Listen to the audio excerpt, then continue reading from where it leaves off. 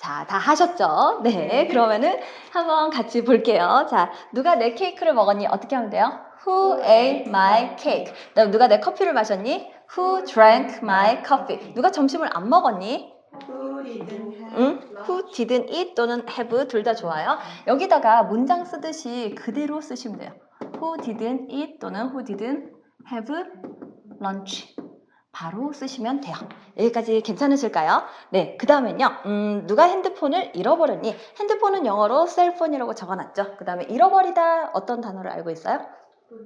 예, lose인데 걔 이제 잃어버렸어까지 표현을 할 때는 lost를 쓰시면 돼요. 여기까지 괜찮으실까요? 그러면은 who lost the cell phone?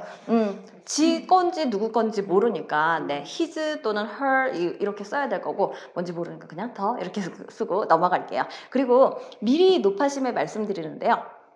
처음 영어 공부할 때 어떤 책들은 관사라는 애가 제일 먼저 나와 있는 경우들이 있어요. 그러면 이제 시작할 때, 얘 이제 영어책을 딱 펴고, 큰 꿈을 갖고 영어 공부를 시작하는데, 처음 나오는 단원이 관사다 보니까, 이게 뭐지? 이렇게 생각을 하시고 고민을 많이 하시거든요. 그런데 제가 드리는 팁은요, 관사를 그냥 버리고 넘어가시는 게 정신건강에 좋고, 그리고 실질적으로 좀 언어가 빨리 늘어요. 제가 왜 이런 말씀을 드리냐면요. 관사 같은 경우는 단순히 영어라는 그 과목 안에서 해결할 수 있는 문제가 아니고요. 영어권 사람들과 한국어권 사람들이 세상을 보는 관점이 좀 달라요. 그러니까 우리말에 한국 사람들은 일단 숫자가 중요한 언어가 아니거든요. 한국어는 예를 들어서 내가 사과를 먹었어 이러면은 사과라는 그 물체, 그 사과가 중요한 거지 사과가 하나였는지 여러 개였는지 얘를 생각하고 관심을 갖는 한국인이 없어요. 그렇죠? 예를 들어서 누가 재석이가 아까 예를 들어서 그 개콘의 김준현이 햄버거를 먹었어. 그러면 혹시 난 관심이 있을 수도 있어요. 그냥 몇 개 먹었지 이렇게 관심이 있을 수도 있는데 기본적으로는 사람들이 그냥 관심이 없어요. 그냥 이렇게 햄버거를 먹었다는 사실이 중요하지 햄버거가 하나인지 여러 개인지 그게 자동으로 머릿속에 궁금한 분들은요. 모국어가 한국인이 아니에요. 네. 그래서 우리나라 사람들은 이제 존재를 조금 더 중요하는 그 발상도 그렇고요. 사고방식도 그렇고 언어의 특징도 그래요. 근데 영어는 소유와 주고받음을 중시하는 언어거든요. 그러다 보니까 이게 하나인지 여러 개인지 이걸 좀 관심을 갖는다고 해요. 근데 사실 저도 한국인이기 때문에 이 부분이 정확하게 와닿진 않아요. 근데 관사라는 거는 일단 기본적으로 이 소유 중심의 언어에서 조금 발달해 있는 거고요. 그리고 나중에 이제 필요하면은 이걸 처리하는 방식이 따로 있어요. 그때 이제 챙기기로 하고요. 당분간은 여러분 쓰시고 싶은 대로 쓰시면 돼요. 그냥 붙이고 싶으시면 붙이시고 안 붙이고 싶으면 붙이지 마시고요. 덜을 붙이시고 싶으시면 붙이시고요. 일단 관사는 넘어갈게요. 여기까지 괜찮으시죠? 자. 여기까지 우리가 여러 가지 연습을 해봤는데 지금까지 했던 걸 다시 한번 정리를 좀 해볼게요. 자, 영어에서 제일 중요한 거, 영어의 최고의 관심사는 뭐예요? 누가 뭘 했냐. 그렇죠. 주인공의 행동. 누가 뭘 했냐에 관심이 있다 보니까 주인공의 행동이 제일 중요합니다.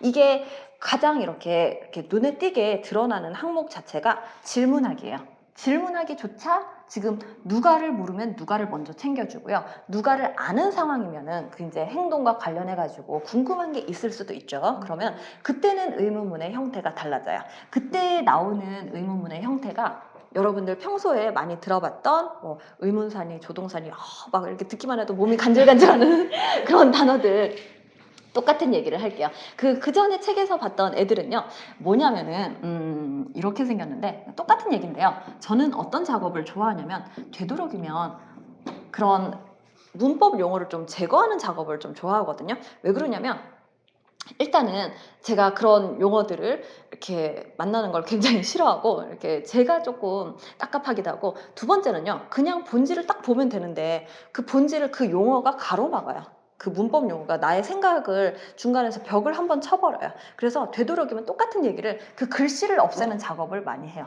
이런 것들을 이제 강조하는 그 티칭 기법들도 있고 이런 거를 강조하시는 분들도 있는데 일단은 저는 이제 발상의 관점에서 그 글씨를 없애고 나니까 네모박스 2개, 사람 행동 이렇게만 남기면 되더라고요. 자, 네모박스의 첫 번째는 뭘 하냐면요. 내가 궁금한 거예요. 이 궁금한 건 당연한 얘기인데요. 궁금한 게 있으니까 질문을 하겠죠. 궁금한 게 있으니까 질문을 한단 말이죠. 그 예를 들어서 효리가 누가 내 치킨을 먹었어? 아까 어떻게 했어요?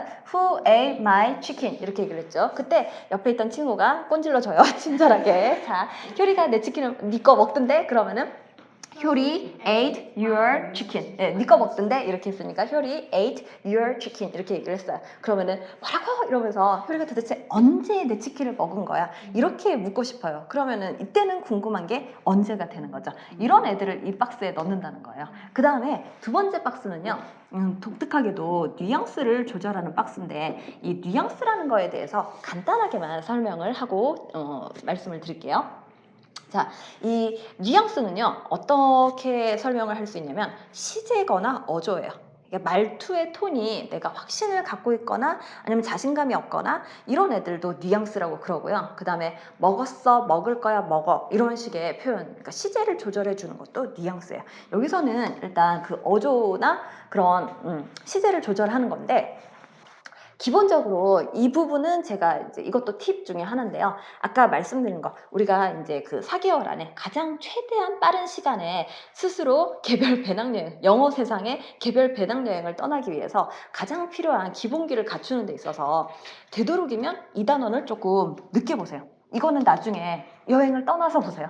개별 배낭여행을 떠나서 그때그때 보셔야 되는 그 이유가 있어요. 그것도 다음에 또 이렇게 설명을 드릴게요. 근데 Grammar in Use나 이렇게 좀 좋은 책들, 이렇게 문법책들 좋은 책들이 많은데 이 문법책들의 거의 한 절반이 시제 부분을 다루고 있어요. 시제고 그리고 또 Grammar in Use는 아예 그냥 시작 자체가 이 책의 시작이 시제로 시작을 하고 있어요. 시제와 어조, 뉘앙스로 시작을 하는 책이거든요. 그런데 이 책이 정말 좋은 책임에도 불구하고요. 대부분의 나라의 사람들은 어순을 잡을 필요가 없기 때문에 그거부터 공부를 하셔도 돼요.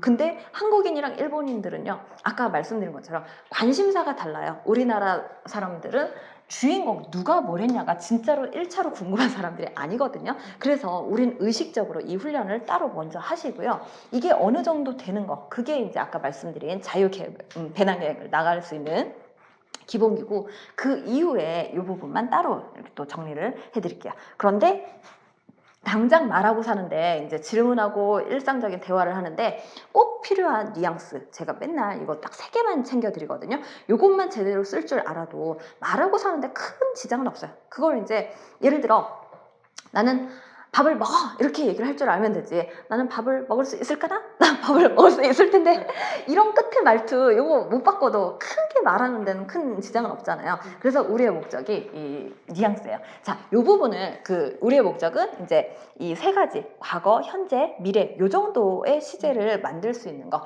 요거까지만 일단 챙겨드릴게요. 여기까지도 괜찮으실까요? 네. 자, 이 과거, 현재, 미래라는 거는요. 요거 한번 말씀을 드릴게요. 자, 우리가 살면서 모든 걸 다 후천적으로 배워요. 혹시 어릴 적에 연필 잡는 법 기억나세요? 네. 예.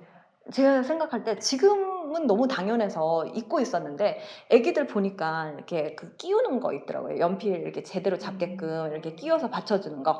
제대로 못 잡으니까 처음에 이런 도구도 있고 또 어느 순간 유치원인가 어린이집 아이를 보면서 약간 놀랬던 게 젓가락인가 포크 사이에 뭔가가 끼워져 있어서 젓가락질 못하니까 그걸 도와주는 그런 포크와 젓가락들이 있더라고요. 그 보면은 우리가 너무 지금은 당연해갖고 잊고 살고 있는 것 중에 알고 보면 처음 배울 때 아니면 애기들 신발 처음에 왼쪽 오른쪽 거꾸로 신고 이래가지고 맨날 그거 이렇게 바꿔준다든지 아니면 젓가락질 같은 너무 지금 당연한 것 같은 것도 엄마가 옆에서 이제 후천적으로 가르쳤던 그 기억이 지금은 잊었지만 생각해보면 뭔가 나긴 나요. 그런데 유일하게 인간이 이제 자기가 배웠다는 사실을 기억을 할 수가 없는 게 모국어예요. 모국어는 후천적으로 물론 이렇게 습득을 하는데 자기가 의지를 갖고 한 게 아니라 그냥 자동으로 습득이 됐거든요. 그래서 언어를 배울 때 이제 그 처음 그러니까 유난히 이 뉘앙스 단원이나 시제 단원을 어려워하는 분들 그리고 이제 질문을 만들 때 이거 did나 do냐 will이냐 이거를 헷갈려 하시는 분들은요.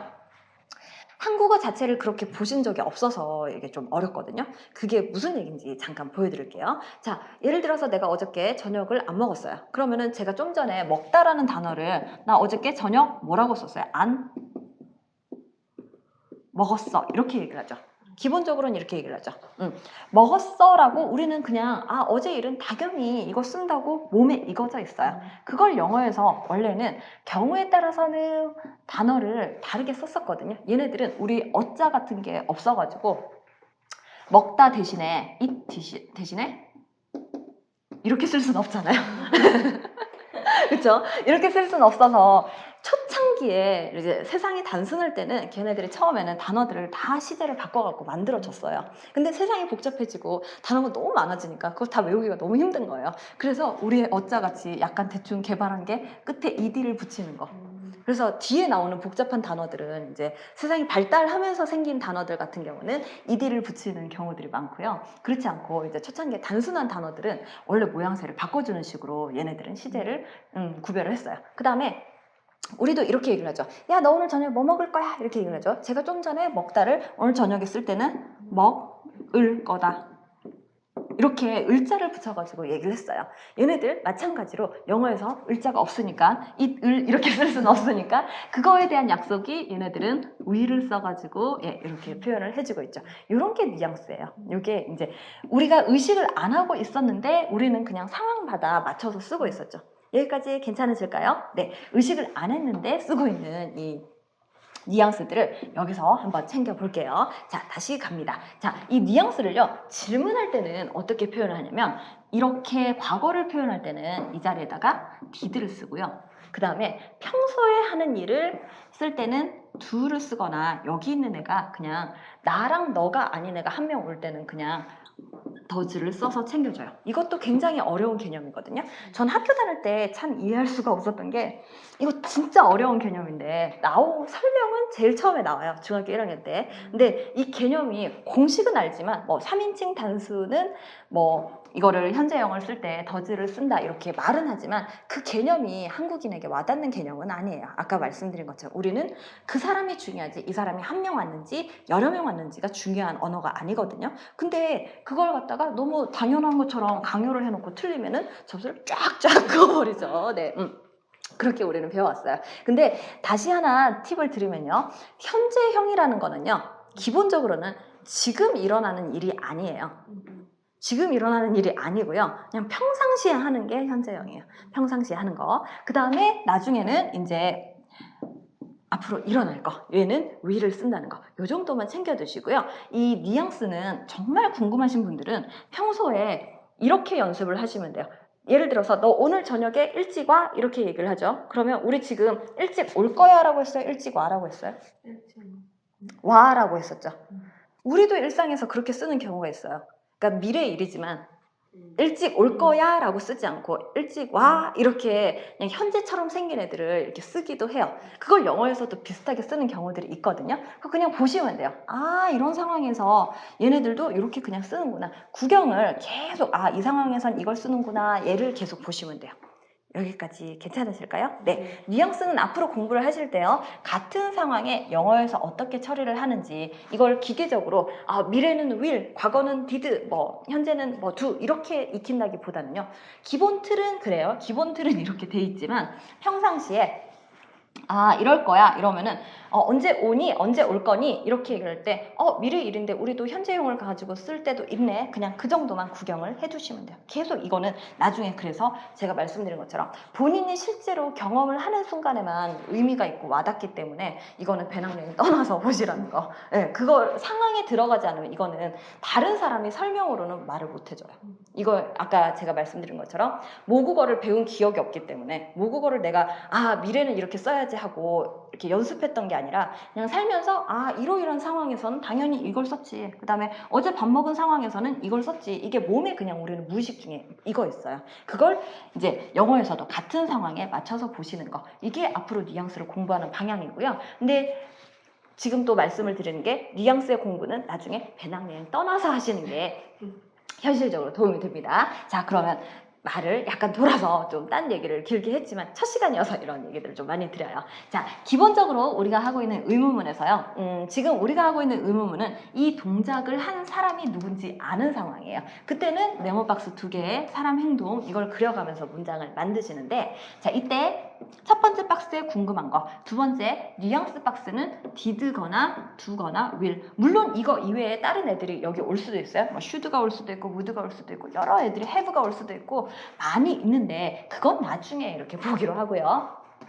지금은 이제 요거 세 개만 가지고 그 다음에 사람 행동 이렇게 문장을 만들어 볼게요. 요거 만드는 방식은요, 여러분 교재 다음 페이지에 있는데 제가 몇 개만 같이 먼저 할게요. 자, 태희가 어디에 갔니? 라는 문장은 이거는 같이 만들게요. 자, 주인공 아는 문장이에요? 모르는 문장이에요? 아는 문장이죠. 제가 이렇게 질문을 하면요, 기준점이 이거예요. 주인공을 아느냐 모르느냐는 기본적으로 이 동작을 한 사람을 아느냐 이거예요. 여기서의 동작은 뭐예요? 가다죠. 간 게 누구예요? 태희죠. 이런 걸 안다는 의미죠. 자, 그리고 자, 그러면 태희가 어디에 갔니? 궁금한 게 뭐예요? 어디? 예, 어디는 where를 쓰시면 되죠. 그 다음에 이미 갔대요. 그럼 did예요? do예요? will이에요? did. 요거 쓰시고요. 그 다음에 여기다가 뭘 쓰시면 돼요? 태희. 그 다음에 예, 이렇게 쓰시면 돼요. 그리고 또 하나의 팁인데요. 영어는 한 문장에서 뉘앙스 조절은 한 번만 해요. 여기에 뉘앙스 박스가 따로 있으니까 갖다를 고 대신에 went를 쓰지 않고 여기는 그냥 go를 씁니다. 여기까지 괜찮으실까요? 네. 그 다음에 태희가 언제 왔니? 얘는 어떻게 하면 돼요? when. 예, 지금 언제가 궁금하죠? 그러면 when did 태희 come. 그 다음에 태희가 왜 왔니? why did 태희 come. 그 다음에 태희가 쿠키 몇 개를 먹었니? How many? 네, 이거는 답들이 두 개씩 나오더라고요. 어떤 분들은 How many did 태희 eat cookies 이렇게 만드시는 분들도 있고요. 어떤 분들은 How many cookies did 태희 eat 이렇게 얘기를 하시기도 하는데 기본적으로는요, 내가 궁금해하는 거는 이 박스에서 다 처리를 하는 게 편해요. 이거는 나중에 심화편에서 이걸 잠시 언급할 일이 있는데, 쿠키 몇 개를 먹었니? 이런 식의 발상은 이걸 한꺼번에 처리하는 방식이 없어요. 우리말과 이렇게 처리하는 방식이 좀 달라요. 걔는 나중에 따로 공부를 할 거고요. 기본적으로는 일단은 궁금한 거는 이 박스에서 다 처리를 해주는 게 편하다 정도로만 지금 단계에서는 알고 계시면 돼요. 여기까지 괜찮으실까요? 그러면 어떻게 해요? How many cookies를 여기다 쓰시고요. How many cookies 이미 먹었대요. 그러면은 did 태희 eat 이렇게 얘기를 하시면 되죠. 그 다음에 태희가 어떤 영화를 좋아하니? 어떻게 해요? What movie does 태희 like, love? 네, 좋습니다. 자, 이 어떤 영화 이것도 조금 설명을 드릴 건데요. 앞으로 제가 이제 이 말문트기 강의에서 계속 설명을 드리는 부분은 이 궁금한 걸 처리하는 방식이에요. 궁금한 거 처리하는 게 사실은요, 우리가 학교 다닐 때 이거 배운 것처럼 뭐 언제는 when이고 when은 why이고 어디에 where 이렇게 똑 떨어지기만 하면 얼마나 좋겠어요. 이것만 하면은 책 딱 5분 배우면 되죠. 책에서 그 문장 만들 때 이렇게 네모박스 2개 사람 행동을 쓰는구나. 주인공을 아는 경우에. 그 다음에 이 궁금한 거는 여기다가 쓰면 되는구나. 근데 이렇게 5분 동안 배워도 사실은 실제 회화를 하는 순간에 보면은 방금처럼 좀 전에 태희가 쿠키 몇 개 먹었니? 이런 말만 나와도 잘 못 써요. 이것도 헷갈리고요. 그 다음에 두 번째 가장 문제가 한국어와 영어에서는요. 어떻게 how와 what을 처리하는 방식이 직역이 좀 안 되는 것 같아요. 그러니까 이게 똑같은 경우도 있고요. 안 맞는 경우도 있어요. 그 안 맞는 경우들을 계속 보여드릴 테니까 우리말의 저 말은 영어에서 이렇게 처리를 하는구나. 그냥 보시면 돼요. 기본적으로 어떤 뭐뭐뭐 이거는요. how를 생각하시면 안 되고요. 어떻게 생각을 하냐면 what 뭐뭐뭐 이렇게 생각을 하시면 돼요. 어떤 뭐뭐뭐 하면은 what 뭐뭐뭐. 그리고 또 팁을 드리는데요. 우리는 어떤 뭐뭐뭐 이렇게만 나오면 무조건 what kind of 이거를 다 써야 된다고 생각을 하는데 기본적으로는요. 정말 내가 그 종류 자체가 궁금한 게 아니면 kind를 굳이 쓰실 필요는 없으세요. 그냥 종류를 강조하고 싶을 때 내가 kind를 쓴다고만 생각을 하시고요. 그냥 평소에는 그냥 what 뭐뭐뭐를 바로 쓰시면 돼요. 그러면 여기다 바로 해볼게요. 그럼 어떤 영화? what movie. 어떤 영화를 좋아하나요? 그 다음에 좋아하다 할 때 좋아하는 건 어제 일어난 일이에요? 앞으로 일어날 일이에요? 아니면 평상시 얘 취향이에요? 평상시에 얘 취향이죠. 그래서 여기 있는 애를 씁니다. 여기까지 괜찮으실까요? 근데 태희란 애는 나도 아니고 너도 아닌데 한 명이죠. 그러면은 여기다가 더즈를 쓰라고 한대요.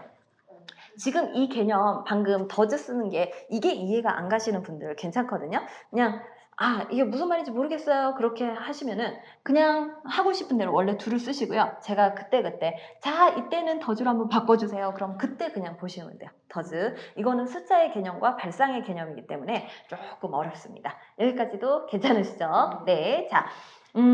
이 정도 하면은 제가 의문문 만드는 법은 다 설명을 드렸어요. 그래서 이 설명드린 부분을 지금까지 했던 거 조금 다시 정리를 잠깐 하고 실제 문제풀이 시간을 좀 드릴게요. 여기까지 괜찮으실까요? 자, 지금까지 꽤나 긴 시간 동안 얘기를 하고 있는데 우리 뭐라고 했었냐면요. 영어란 언어는 뭐가 제일 중요한 언어예요? 주인공의 행동. 왜냐면은 이 언어는 누가 뭘 했냐에 관심을 갖기 때문에. 근데 이 누가 뭘 했냐에 관심을 가질 때 그 첫 번째 특징 중에 하나가 의문문에서도 이게 표시가 나더라는 거예요. 우리가 그냥 질문을 할 때 기존에 공부를 할 때는 그냥 의문문은 이렇게 만듭니다 기계적으로 생각을 했는데 그게 아니라 얘네들은 누가 했는지 모르면 그걸 제일 먼저 물어봐 줘야 되고요. 그 동작을 누가 했는지 알면은 네모 박스 2개 사람 행동 이 박스 넣는 것만 앞으로 계속 훈련을 할 거예요. 아마 첫 시간에는 뭔가 좀 얼떨떨 하면서 저게 뭐더라 이런 반응들을 보이시는데 그리고 이 그림 그리라니까 더 복잡하고 더 어려운 것 같아요 이러는데 이게 익숙해지면요 나중에 진짜 편해져요. 정말 이렇게 문장 틀린 거 고칠 때도요 제가 아무런 설명을 안 하고 여기 팔 하나를 그려준다든지 사람을 하나 채워주기만 해도 내가 뭐가 잘못됐구나 이게 1초 만에 스스로 느껴지거든요. 남의 설명으로 들으면 오히려 어려운데 본인의 이해력으로 이해를 하면은 훨씬 더 쉬워져요. 그걸 이제 우리의 언어를 제거하기 위한 그 약속으로 그림을 그리는 거니까 한번 좀 챙겨보세요. 그래서 의문문이라는 게 주인공이 있는지 주인공이 누군지 알 때 모를 때 이게 중요하다는 거 여기까지를 조금 챙겨서요. 잠시 여기서 강의를 멈추시고요. 그 뒷페이지에 보시면은 제가 의문문 술술 만들기라고 이렇게 만들어 놨거든요. 네, 3, 4페이지에 의문문 술술 만들기 지금까지 봤던 그 설명을 토대로요. 여기서 강의 잠시 멈추시고요. 여기 빈칸을 쭉 채우시면 돼요. 네, 그리고 다 하신 분들에 한해서 강의를 계속 보시면 되겠습니다.